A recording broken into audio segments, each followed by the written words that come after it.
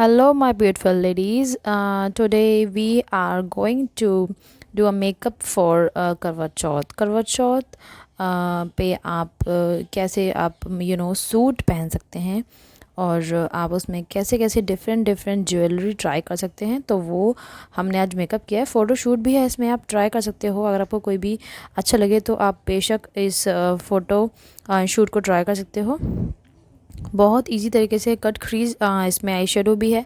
तो guys enjoy कीजिए इस वीडियो को। अगर आपको अच्छी लगी तो प्लीज़ मेक श्योर मेरे चैनल को सब्सक्राइब करना बिल्कुल मत भूलना। नीचे बेल बटन है उसे प्रेस कर देना। और गाइज़ आप मुझे मेरे इंस्टा पे और मेरे एफबी अकाउंट पे फॉलो कर सकते हो। और ये जो मेकअप है बहुत इजी है, ठीक है। मतलब आपको स्टेप बाय स्टेप मैंने सिखाया है, तो बहुत ही इजी मेकअप आप ट्राई कर सकते हो। और जिसको नहीं आता वो भी इसे आराम से कर सकता है। अपने घर पे पार्लर जाने की बिल्कुल आपको ज़रूरत नहीं पड़ने वाली। गाइज़ जो आपको ज्वेलरी, अगर आपको हैवी ज्वेलरी नहीं चाहिए तो आप बहुत ही हल्का सा लुक भी ट्राई कर सकते हो। मैंने आपको सब बता रखा है, ट्राई करना तो आपको लुक बहुत अच्छा लगेगा। सो गाइज़ वीडियो लास्ट तक देखना, एंड तक देखना। इसमें फ़ोटोशूट और एक्स्ट्रा टिप भी हैं। So guys enjoy.